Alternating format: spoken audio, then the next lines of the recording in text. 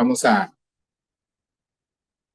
hablar en esta noche de la alabanza en el cielo y la cena del Cordero. Y vamos entonces a mirar aquí en esta noche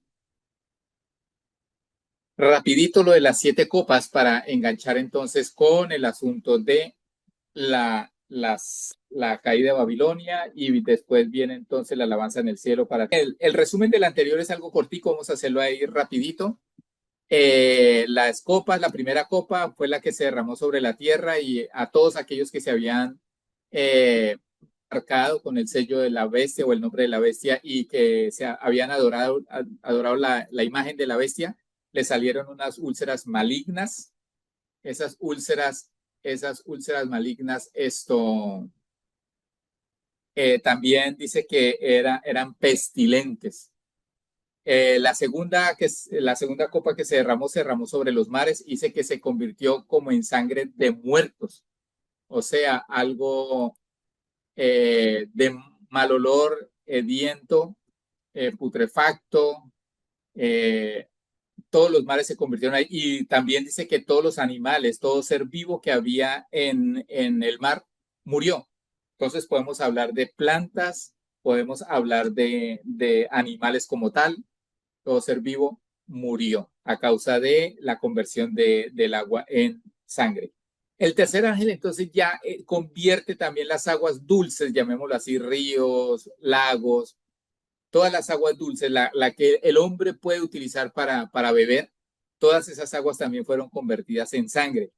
Y el ángel, y un ángel que habla ahí, habla de que es como la forma en que ellos mataron a los siervos del Señor, derramaron la sangre de los siervos del Señor, así el Señor ahora los está castigando. De la misma manera, o sea, con sangre se convierte las aguas en sangre y ellos son castigados de esa manera. Dice en el versículo 6, porque por cuanto derramaron la sangre de los santos y de los profetas, también tú le has dado a beber sangre, pues lo merecen. En cuarto lugar viene el ángel que derrama la copa sobre el sol y sale mucho calor del sol que quema a las personas. Y dice la palabra que, sin embargo, aunque estaban quemándose, aunque estaban prácticamente sintiéndose como en un horno, dice que no se arrepintieron para darle gloria a Dios. El quinto ángel dice que derramó la copa sobre el trono de la bestia. Entonces, aquí vemos nosotros cómo es destruido el trono de la bestia, cómo es desentronizado, o sea, todo reinado, toda potestad que la bestia tenía, le es quitada. Ya no tiene autoridad, ya no tiene poder. Con esta quinta copa, y dice que ese reino de la bestia se convirtió en tinieblas y ellos se mordían de dolor sus lenguas. O sea, era aparte aparte de las tinieblas, había mucho dolor en ellos y se mordían las lenguas. Y sin embargo seguían blasfemando contra el Dios de los cielos por sus dolores y sus úlceras y no se arrepintieron de sus obras. Y el sexto ángel derramó su copa sobre el gran río Éufrates. Dice que el río se secó y eso permitió entonces que los reyes de Oriente pasaran el río Éufrates y llegaran hasta el territorio de Palestina, pero con un propósito, hacer guerra contra Dios. Entonces, ya no es ese imperio de Occidente, sino que ya prácticamente el mundo entero viene a reunirse en esa región. Todos esos soldados y todos esos ejércitos vienen a la región de Palestina a luchar contra Dios, a luchar contra Dios. Entonces, aquí vemos que como la palabra dice que salieron de la boca del dragón, del falso profeta y del anticristo, salieron unas ranas. La versión también dice en griego que es sapos. Y esos eran unos espíritus engañadores que convencieron a los reyes y a los grandes del mundo en hacer guerra contra el Señor. Y esa guerra se hará en un lugar, dice que esa guerra se hará en un lugar que se llama Armagedón. Ahí será la guerra. Y en el séptimo ángel, ya vamos a Esto sí, vamos hasta las 7 copas. El séptimo ángel derramó su copa en el aire, y dice que salió una voz del mismo trono de Dios que dijo, hecho está. Esa palabra hecho es exactamente la misma palabra que dijo el Señor Jesucristo cuando murió en la cruz. Consumado es, tetelestai, que significa ya todo ha sido hecho. Ya todo ha sido hecho. Ya todo lo que estaba en el plan de Dios para este momento de la gran tribulación se ha cumplido a pie juntillas. Todo se ha hecho. Vemos nosotros ahí el cumplimiento entonces de lo que es toda toda la profecía de Daniel, desde cuando aparece Nabucodonosor en su reino hasta cuando aparece esa piedra que ha sido arrancada de una montaña y viene y destruye la imagen y se levanta un gran monte y viene entonces el reinado del Mesías. Entonces, básicamente, hasta aquí nosotros podemos ver que se ha cumplido la palabra del Señor. La ciudad de Jerusalén dice que ha sido dividida en 3 partes, ha sido la gran ciudad, fue dividida en 3 partes y las ciudades de las naciones cayeron y la gran Babilonia, mejor dicho, quedó destruida al punto donde dice que solamente vino a memoria delante de Dios para recibir el cáliz de su ira. Las islas, los montes, la geografía fue completamente transformada a raíz de esta última copa. Todo fue destruido, todo fue acabado, todo fue arrasado por el poder de esta última copa. Y dice que los hombres blasfemaron contra Dios porque cayó una plaga de granizo y ese granizo era grande en gran manera. Es algo tremendo ver cómo la gente insiste en ir contra Dios, insiste en blasfemar el nombre del Señor, insiste en desobedecer a Dios. Que la gente aún sufriendo, aún estando, viendo todo el castigo que están recibiendo y no se arrepienten de sus pecados. El corazón del hombre ha sido endurecido. Exactamente lo mismo que ocurrió con Faraón. Que Faraón veía que ocurrían los castigos y endurecía más su corazón y endurecía más su corazón. Entonces, ahí están las 7 copas que nos habla Apocalipsis 16. Pero después viene la caída de Babilonia. En los capítulos 17 y 18, que ya los vimos cuando hablamos de Babilonia, la gran ramera, que fue hace 15 días. Entonces, esto no vamos a tocar ese tema, ya lo vimos. Y vamos a entrar entonces a Apocalipsis 19, porque aquí viene algo tremendo y quiero que en realidad esto es de gozo, de alegría, uno ya llegar a este momento. Y es que a partir del capítulo 19, a ver, hasta el capítulo 18, con la destrucción de Babilonia, termina la gran tribulación. Ahí termina la gran tribulación como tal. Y a partir de Apocalipsis 19, ya viene ese tiempo donde nosotros vamos a ver la glorificación, la entronización del Señor Jesucristo como Señor y Rey, y viene también la recompensa a los salvos, y viene la recompensa también a aquellos que rechazaron al Señor Jesucristo como Señor y Salvador. Y dice Apocalipsis 19, alabanzas en el cielo. El primer versículo hasta el versículo 4 dice, después de esto oí una gran voz de gran multitud en el cielo que decía, aleluya, salvación y honra y gloria y poder son del Señor Dios nuestro, porque sus juicios son verdaderos y justos, pues ha juzgado a la gran ramera que ha corrompido a la tierra con su fornicación y ha vengado la sangre de sus siervos de la mano de ella. Otra vez dijeron, aleluya. Y el humo de ella sube por los siglos de los siglos. Y los 24 ancianos y los 4 seres vivientes se postraron en la tierra y adoraron a Dios que estaba sentado en el trono y decían, amén, aleluya. Ahora, a través del capítulo 19 de Apocalipsis, vamos a ver 4 razones por las cuales hay adoración en el cielo, 4 razones por las cuales se está glorificando a Dios. Aquí en este pasaje, del versículo 1 al versículo 4, podemos ver 2 razones importantes. Una, por la salvación. Se está glorificando a Dios porque Él trajo la salvación. Esta multitud de personas la podemos ver en en capítulos anteriores, que es una gran multitud incontable, que no tiene número, que no se puede contar. Y esta gran multitud que está en el cielo, están alabando al Señor. ¿Por qué? Porque han sido salvos. Porque la salvación, como dice la Biblia, es del Señor. Porque la salvación sola y únicamente puede venir de parte de Dios. No hay nadie más. No hay una persona que pueda hacer salvo a otro ser humano, a diferencia de Dios. Solamente el Señor Jesucristo y su obra redentora nos puede hacer a nosotros salvos, darnos la salvación. Entonces, eso es la primera razón por la que se adora al Señor. La segunda razón por la que se adora al Señor es por el poder. El poder.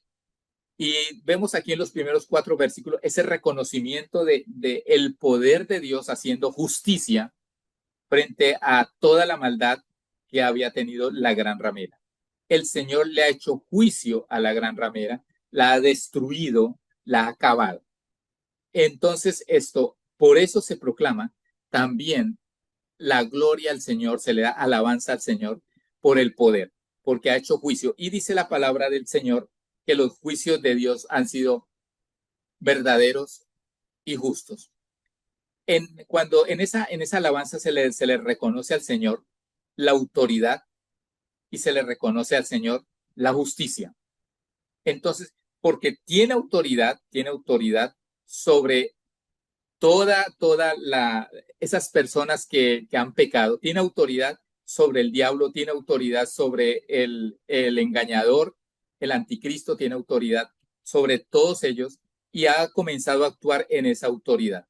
Y esa autoridad es la que él tiene para juzgar y para condenar. Y entonces dice la palabra del Señor, hay algo muy importante, que los juicios del Señor son verdaderos y justos. Esa palabra verdadero significa fieles a los hechos. Esos juicios son hechos por las obras de maldad que han hecho no solamente los que han estado al servicio de la gran ramera, sino a aquellos que han estado adorando a la imagen. Y a la gran ramera también. ¿Por qué? Porque dice que ha corrompido a la tierra con su fornicación y ha derramado la sangre de los siervos de Dios. Eso es lo que tenemos que tener en cuenta, que es importante. Eso fue lo que prácticamente a eso se dedicó la gran ramera. Uno, a expandir, a sembrar en el corazón de la humanidad esa fornicación espiritual. Y en segundo lugar, a perseguir a aquellos que estaban en contra de esos que eran fieles a Dios.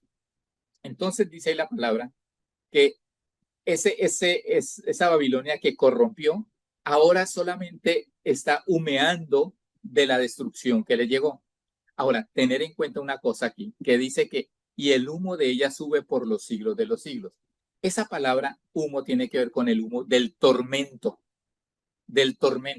como si esos que le sirvieron a la gran Babilonia, que formaron parte de todo ese entramado para contaminar el mundo de su fornicación, todos esos están recibiendo en el infierno el castigo eterno. Pero ocurre algo también maravilloso ahí en el reino de los cielos. Y dice que los 24 ancianos y los 4 seres vivientes se postraron en tierra y adoraron a Dios. Ahora, no pensemos que porque dice se postraron en tierra es que están aquí en la tierra. No. Lo que está diciendo es que llegaron al punto de inclinarse de tal manera que sus cabezas tocaban el piso y proclamaban como una sentencia, como algo que respaldaba lo que decían esas personas de esa gran multitud. Y era amén y aleluya. Mientras las personas cantaban, gritaban a gran voz, aleluya, salvación, honra, gloria y poder son del Señor, Dios nuestro, los 24 ancianos y los 4 seres vivientes decían amén, aleluya. La palabra amén significa firme, seguro, así sea, es verdad, con toda seguridad. Entonces, lo que estamos viendo ahí es esa palabra amén de parte de los ancianos y de los cuatro seres vivientes, es decir, eso es cierto, la salvación, la honra, la gloria y el poder son del Señor, eso es cierto. Y aleluya, viene la palabra, es alal del griego, y literalmente significa alabado sea Yahvé, alal ya, o sea, alelú es la palabra alabar, y ya es el apócope de la palabra Yahvé, y los judíos lo leen como Yahweh. Entonces, ahí vemos nosotros la primera parte de la alabanza, de la adoración en el reino de los cielos. Y que se realiza a causa de qué? De que la salvación ha llegado a la humanidad y el poder de Dios se ha glorificado contra la maldad. En segundo lugar, aparece otro fragmento de la misma alabanza al cielo. Y dice en el versículo 5, y salió del trono una voz que decía, alabad a Dios, a nuestro Dios, todos sus siervos, y los que le teméis, así pequeños como grandes. Y oí como la voz de una gran multitud, como el estruendo de muchas aguas, y como la voz de grandes truenos que decía, aleluya, porque el Señor, nuestro Dios Todopoderoso, reina. Una razón más, la tercera razón para adorar a Dios es porque Dios reina. Ahora, la pregunta que nosotros nos podemos hacer es, ¿Dios reina hoy en día? Viendo tanto mal, viendo tanto caos, viendo tanto pecado, ¿Dios reina hoy? Vamos a responderla ahorita más adelante. Lo primero que podemos ver acá es que la voz sale del trono de Dios, de esa multitud que está allá. No olvidemos que en esa multitud también están esos que fueron perseguidos por la Gran Babilonia y que murieron y que derramaron su sangre por permanecer fieles a Dios. Entonces, aquí la palabra dice, esa voz sale allá dando una orden, alabad a nuestro Dios. Y la orden es que se alabe a Dios, pero esa orden se la da a dos tipos de personas. Uno, a los que sirven y otros a los que temen. A los que están al servicio son los ángeles, todos los que están allá alrededor del Señor. Y los que le temen son todas esas personas que no se dejaron sellar, que fueron fieles al Señor, que por encima de sus vidas estuvo la fidelidad al Señor. Y dice que esas personas, esa voz, clamaban, dice ahí, aleluya, porque el Señor, nuestro Dios Todopoderoso, reina. O sea, alaben a Dios porque reina, porque es Dios Todopoderoso que reina. Quiero que leamos, quiero que leamos ahorita y Hebreos 2, 7 al 9. Porque lo que nosotros acabamos de ver, todo este pasaje que lo dije al principio, es que se ha cumplido la profecía de Daniel. Y si se cumplió la profecía de Daniel, quiere decir que durante todo este tiempo de la profecía de Daniel, no ocurrió otra cosa sino la voluntad de Dios. Porque el plan de Dios se cumplió perfectamente, como lo relatamos, como lo estudiamos en el libro de Daniel y como luego lo pudimos ver en el libro de Apocalipsis. Entonces, ¿Dios reina? Sí, hermano, Dios reina. ¿Reina hoy? Sí, Dios reina hoy. Dios tiene el control de todas las cosas. Mire lo que dice Hebreos 2, 7 al 9, dice, le hiciste un poco menor que los ángeles, o sea, lo hizo como una persona humana. El poco menor de los ángeles son los hombres, lo hiciste como un hombre, ¿sí? Dice, le coronaste de gloria y de honra y le pusiste sobre las obras de tus manos. O sea, el Señor se glorificó en él y le dio la responsabilidad de hacer las obras que Dios tenía planeadas, que Dios tenía en su plan. Dice, todo lo sujetaste bajo sus pies. Y está hablando del Señor Jesucristo.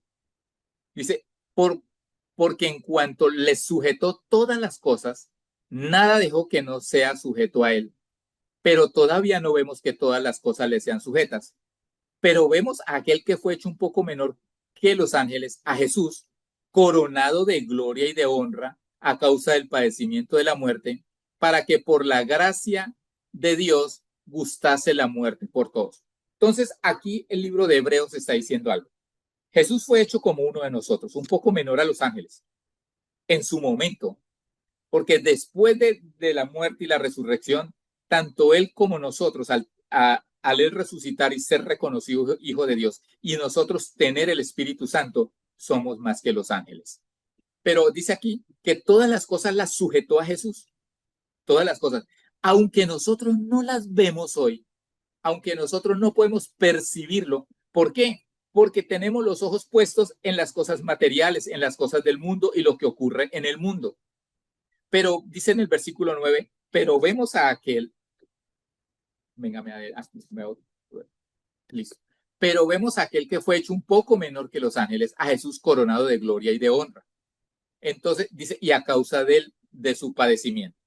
Entonces, muchos podrían decirnos que Dios todavía no reina. Pues, entonces, ¿por qué el mal en el mundo? ¿Por qué las cosas que nosotros vemos? Hermano, porque la gente no se ha sujetado a Dios, porque la gente no ha hecho la voluntad de Dios, porque la gente ha sido rebelde. Pero entonces quiero ir un poquito más a un pasaje bíblico en 1 Corintios 15, 25, 28, 27, donde el Señor nos dice lo siguiente, 1 Corintios 15.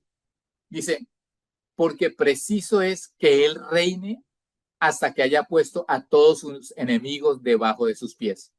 Y el postrer enemigo que será destruido es la muerte. Entonces aquí estamos viendo algo. Aunque Él reina, hermano, hay personas rebeldes, hay personas que son enemigas de Él. Aunque el Señor gobierna el mundo y el Señor, hermano, no ha perdido el control del mundo, tiene el control del mundo, hay personas, hay enemigos, hay enemigos que aún son puestos, van a ser puestos debajo de los pies de Él, pero Él tiene autoridad sobre ellos. Si no fuera así, el plan de Dios no se hubiera podido realizar. Si no fuera porque Dios tiene el control de todas las cosas, ese plan que se reveló en el libro de Daniel no se hubiera podido llevar a cabo. Entonces, Dios tiene el control de todas las cosas. Dios sabe todo lo que está ocurriendo, todo lo que está pasando en el mundo entero.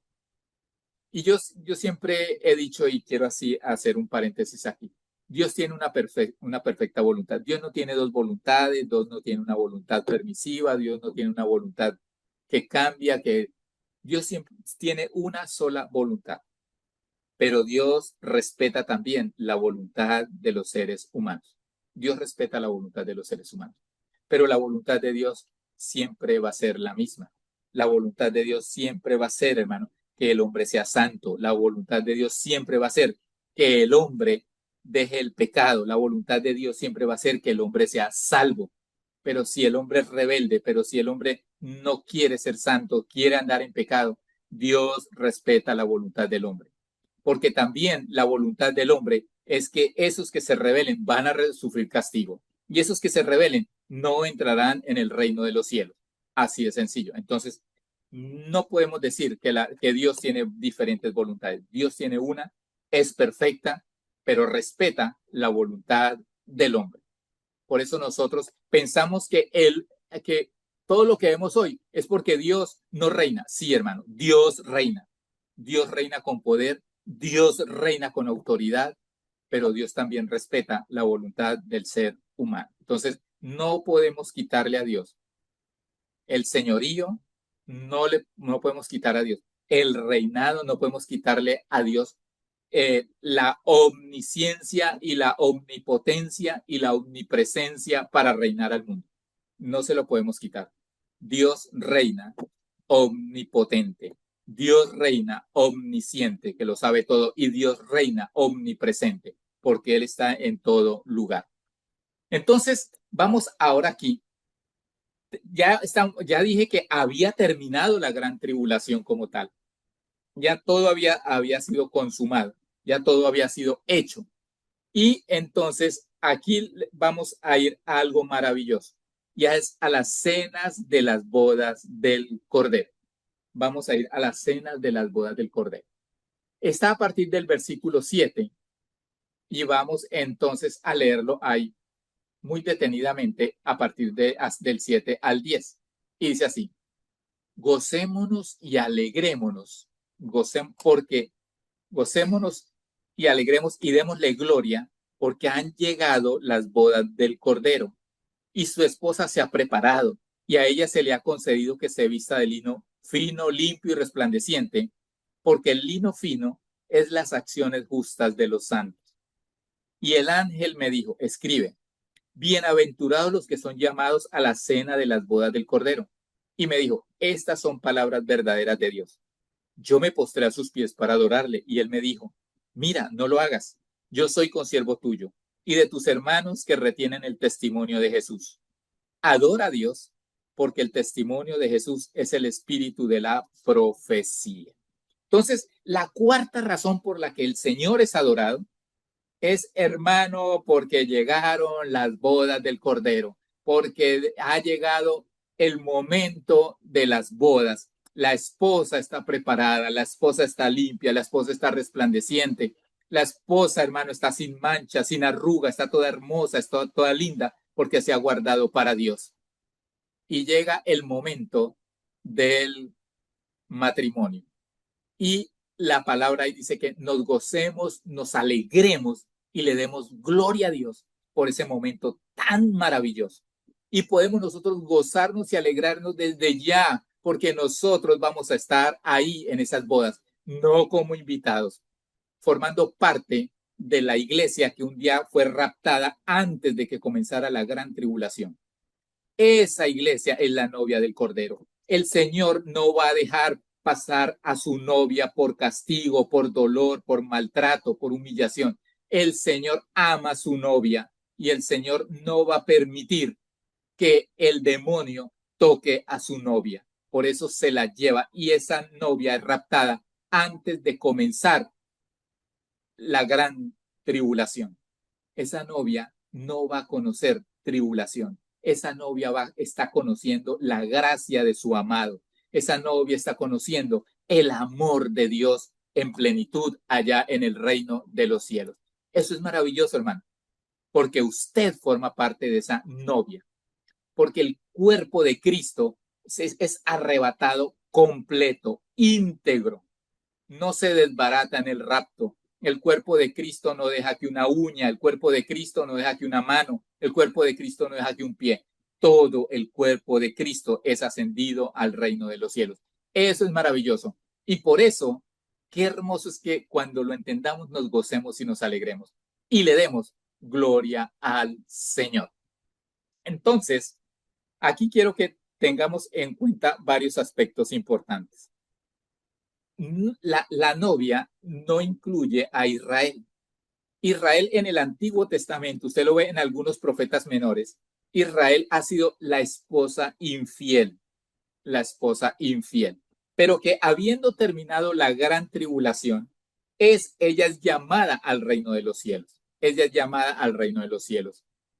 Y entonces aquí vemos varias cosas importantes. Primero, la esposa se ha preparado. Pongan atención, iglesia, porque usted forma parte de ese cuerpo que es la esposa del Cordero.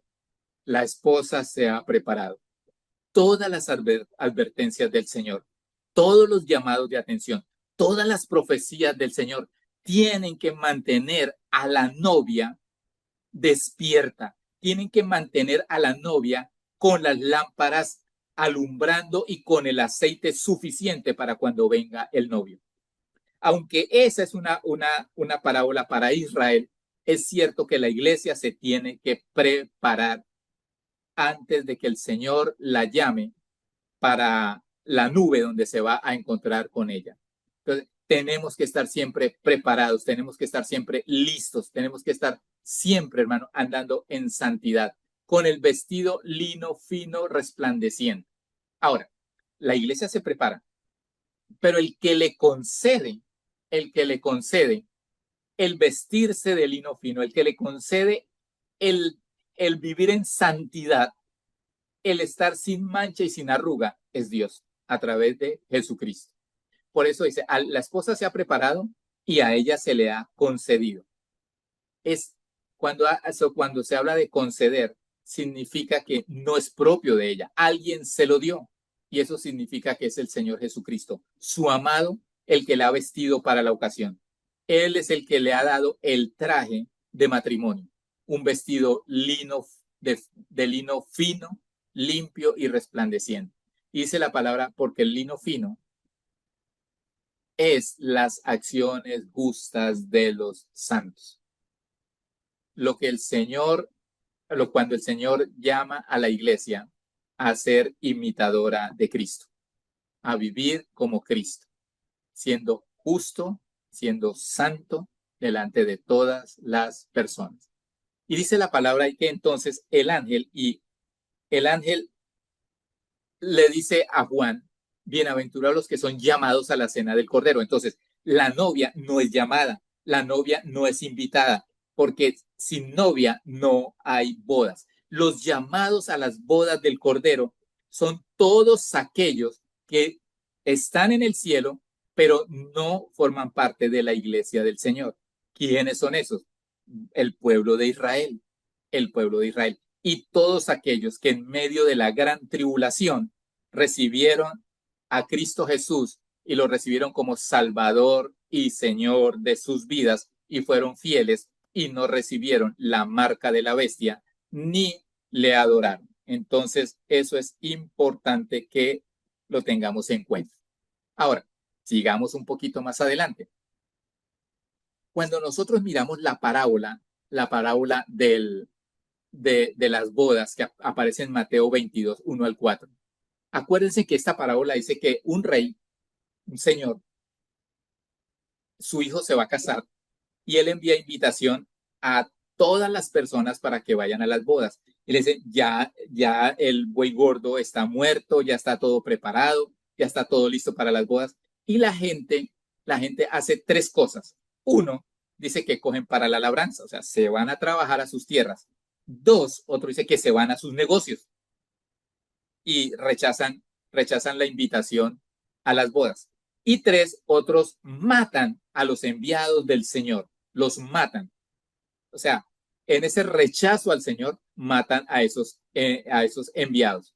Entonces, le dan la noticia al Señor de que nadie quiere venir a las bodas, todos rechazaron las bodas y el Señor da dos órdenes. Una, en el versículo 7, de Mateo 22 dice algo tremendo que para mí es prácticamente la profecía de lo que vimos nosotros con la gran ramera. Dice, al oírlo el rey se enojó y enviando sus ejércitos destruyó a los homicidas y quemó su ciudad. Entonces, aquí nosotros estamos viendo como si este pasaje de las bodas del Cordero no solamente es profético en el aspecto de que va a haber unas bodas, van a haber un matrimonio, el hijo del Dios Todopoderoso se va a casar con su novia, hay unos invitados, pero entonces dice acá que aquí ocurre algo tremendo. Los que rechazan la invitación son destruidos, pero también que su ciudad. Y yo inmediatamente pienso en que esa ciudad de aquellos homicidas y de aquellos que rechazaron la palabra de Dios, pues es la gran ramera. Así de sencillo lo muestra el libro de Apocalipsis. Entonces, es importante que entendamos eso. Entonces, aquí la palabra nos está enseñando que la novia está con el novio, que hay unos invitados, pero fíjese lo que la parábola también enseña, y es que en medio de esos invitados hay uno que no está invitado para la ocasión, y el padre de familia, el rey, le dice, ¿y usted qué hace aquí que no tiene la vestimenta o no se ha vestido para la ocasión? Y dice que lo echa fuera al lugar donde es el lloro y el crujir de dientes. Y lo que está diciendo aquí la palabra no es que alguien haya logrado entrar así, que no lo merecía, que no estaba vestido para la ocasión, sino lo que el Señor quiere enseñar ahí es que nadie que no sea salvo, que no sea limpiado por la sangre de Cristo, puede entrar a las bodas del Cordero. Nadie puede entrar a las bodas del Cordero entrando en pecado, no habiéndose dispuesto para la ocasión. Entonces, hermano, aquí lo que el Señor nos está enseñando es que vamos a tener una fiesta, vamos a hacer, mejor dicho, sin nosotros no hay fiesta, así de sencillo. Sin la novia no hay matrimonio, sin la novia no hay fiesta y nosotros somos la novia del Cordero y vamos a estar allá con el Señor. Y tenemos que desde ya, hermano, dos cosas importantes: guardarnos, prepararnos, mantener la santidad, mantenernos como esa novia limpia, pura, sin mancha, sin arruga. Y también, hermano, estar entonces gozosos, felices, porque vamos nosotros para esas bodas y nos vamos a reunir con nuestro Señor Jesucristo. Alégrese, gócese, pero también manténgase usted firme en la fidelidad hacia Dios.